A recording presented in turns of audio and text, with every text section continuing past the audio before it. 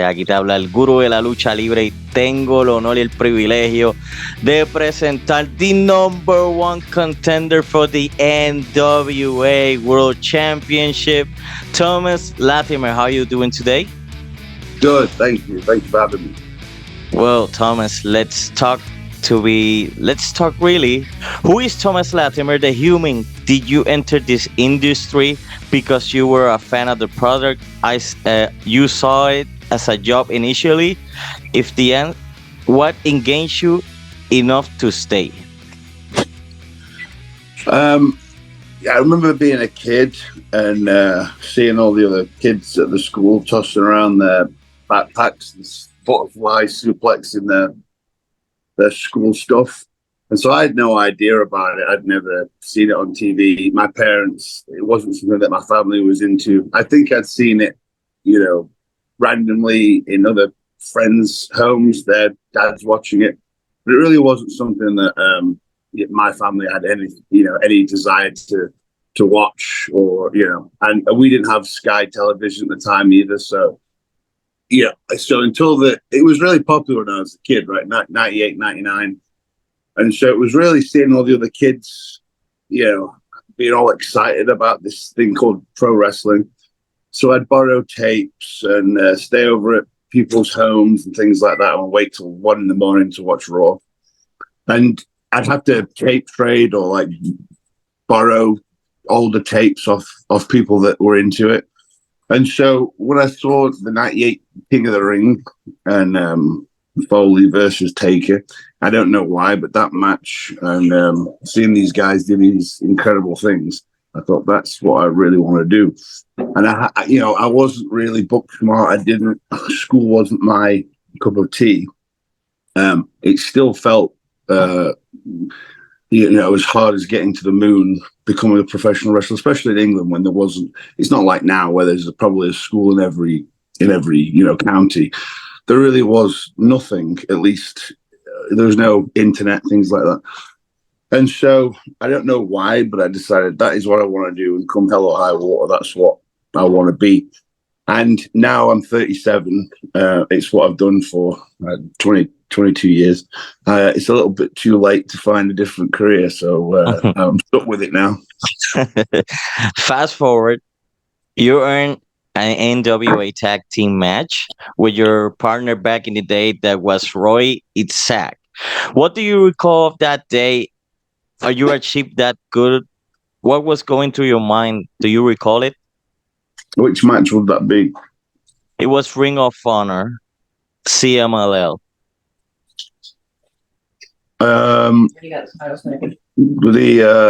It was. I don't think if I've been there before or not, but I feel like it might have been the first time. I knew a few of the guys, Ring of Honor guys from other places that I'd worked and things like that. So it was good. It was exciting. And we didn't really know. I don't even know if we knew we were going to get the tag titles. No, I can't remember. But I think that we had the Crockett Cup first, which had a few of the Ring of Honor guys in. PCO. PCO and Brody. Yeah. Is it that you're talking about, or is it when we went back and the PCO match? Because we ended up going and sort of having to wrestle 4 or 5 times in a tournament thing, and then lost to them. They got the NWA tag titles, and then we went to the Ring of Honor show a couple of months later, and then beat them for it. It was good. It was fun from what I can remember. It's so long ago, I couldn't really tell you. I feel like we cheated to win. So there you go. I want to talk to you about this. Is so important. The national treasure Nick Aldis and you have a great match. You have an I Quit match with Nick Aldis, now known as the GM of SmackDown. How that marked your career in that I Quit match? Anytime I wrestle Nick, it's always a bit of a night off, and it's a lot of fun. We're both very close. He's my best friend. So, and we've done a lot of stuff previously at TNA and things like that, and had a good feud there. And so it's always easy and organic with Nick. And so, again, I can't remember how we got there, but it was nice to sort of have that style of a match where it's not your average match. So you get to think a bit more creatively about the moments and situations that you're going to be in. And so it's been a long time since I've seen it, but I know that I feel like we laid it pretty well, and also Kaylee coming out in the end to sort of Camille, to sort of save me from Nick murdering me. It helped and added another layer to it, and that meant that I wasn't gonna quit, but there was a way to be able to get to where we need to be in a match. But as far as anytime, like I said, anytime I get to work, Nick, it's always a lot of fun. We've got such good chemistry and history, and so I'm very proud of him now finally being with WWE. And everyone's journey there is different, and his is different to everyone else's. There's a lot of guys that when I first started wrestling, they've only recently got signed. They've been wrestling more or less as long as I have. So everybody's journey is different. And I just think that in time, not that they probably already don't, but WWE will eventually realize what a tremendous athlete and entertainer, an all-around tremendous professional wrestler they've got on hand. I mean, any situation that you put Nick in, he'll always shine through. So, give it some time, but he's in the place where he should be. And I think that as the weeks and months roll on, we're going to really be able to see what WWE's been missing out on for 15, 20 years. So very excited for him. Thomas, you recently have the NWA television champion for 213 days. How was important that title for you? I think any time that you win, quote unquote, a championship with a company, they obviously see something and want to help elevate you. So it's always an honor, no matter what it is, because they're taking an interest in you, and that they're to a degree putting their stamp of approval on you. And so that was a good title for me to have, just because to be able to be in the situation that I am at the end of the month wrestling EC3 for the World Heavyweight Championship, you have to beat 7 people in a row to be able to get that title shot. The belt is automatically stripped from you, and then you get this opportunity. So, it's helps, at least in my mind, have a good sort of run of beating and destroying people.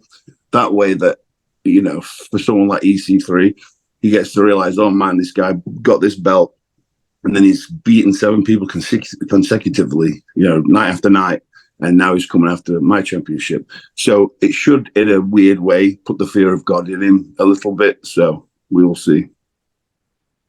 One of those matches I want to talk to you about when you have the NWA Television Championship is one of my favorites. I think was a personal rivalry.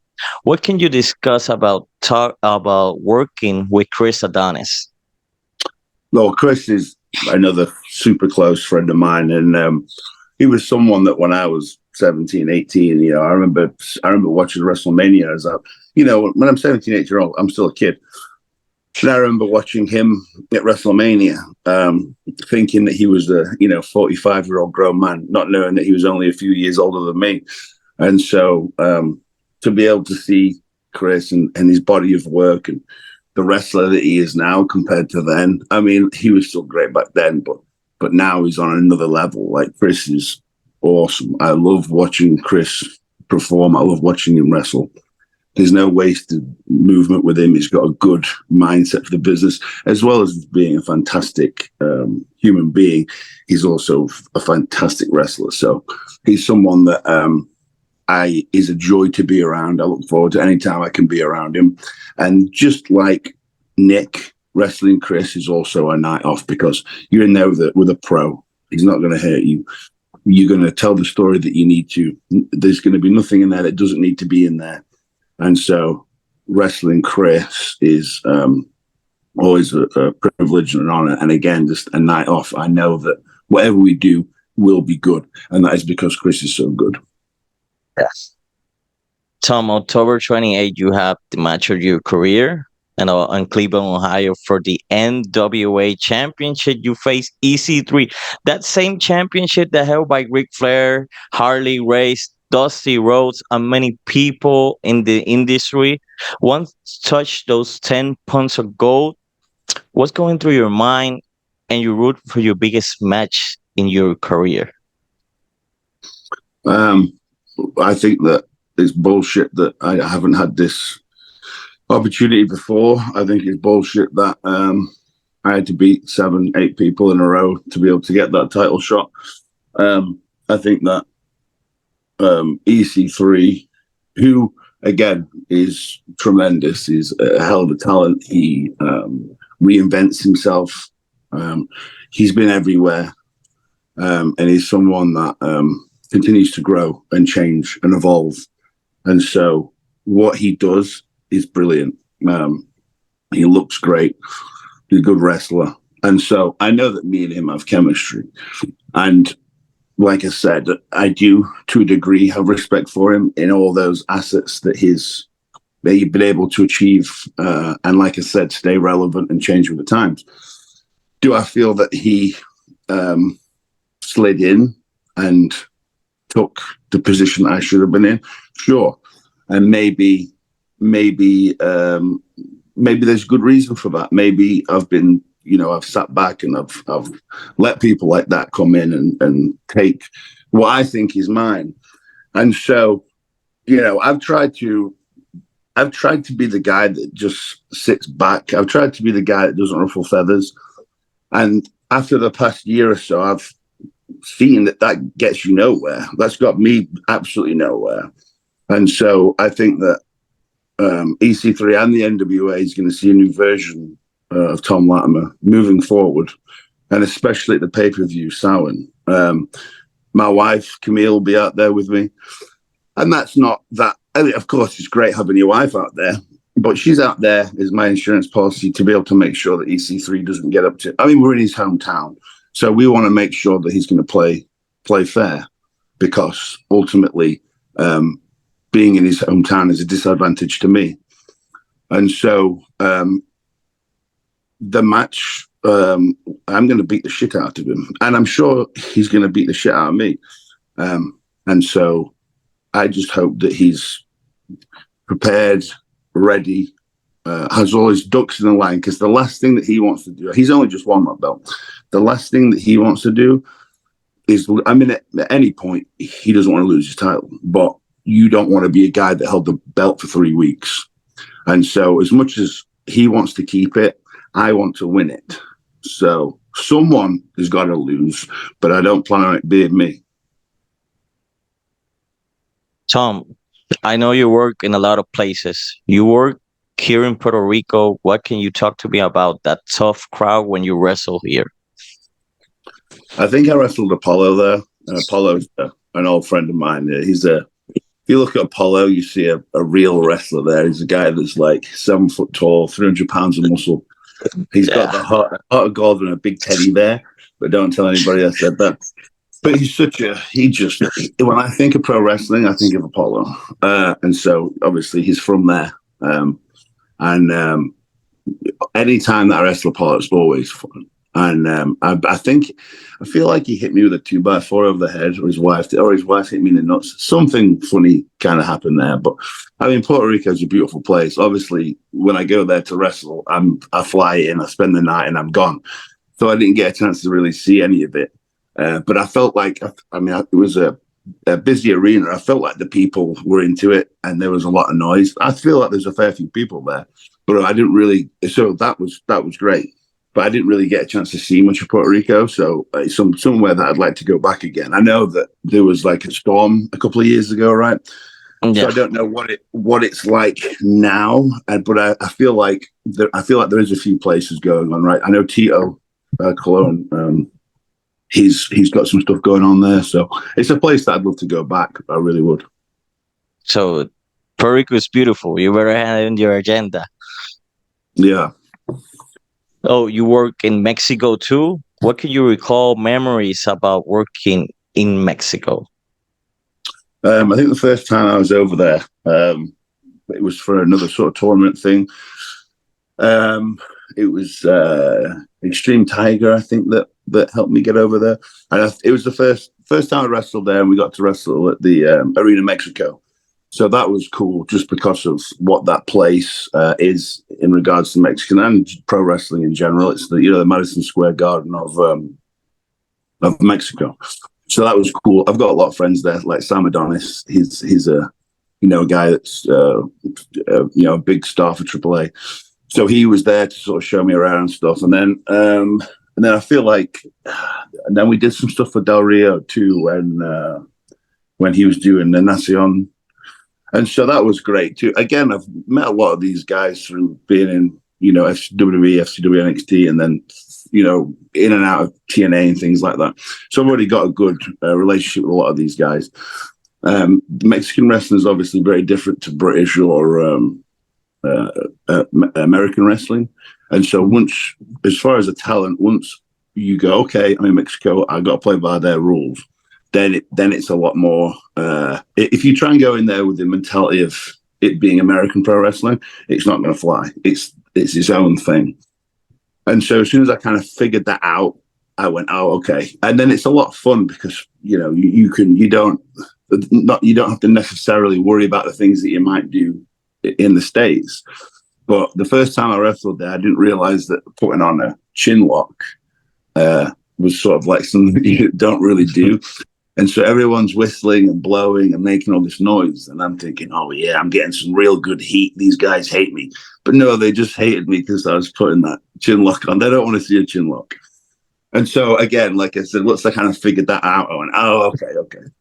But no, again, I love the place. It's a place that me and Camille, we go back there quite often for holidays. Like we really, really like Mexico. It's we like going on holiday and wrestling, but obviously we prefer going there on holiday. Yeah. Well, you talked to me about your wife, Camille. What's so important to have your wife in this roller coaster ride of 2 decades in the industry, and having her in your corner in your big match with EC3? I think that for me, especially now being a lot older, like we value our time together. We're very close. Some people might not like working with their wife or husband. Fortunately for us, we do work together a lot and we do enjoy it. And so also, if you're married or dating or whatever, another professional wrestler, they understand it a lot more than, a not civilian, a normal wife or husband that might, the other half might be the wrestler. Because it is a bizarre sort of industry, and it's a job that when you tell most people, they don't really think it's a job, but it is a job. There's a lot of trouble, a lot of stress, a lot of things that come with the territory that I guess when people watch on TV, they just think that it's all fun and everyone's having a great time. And that's not necessarily true.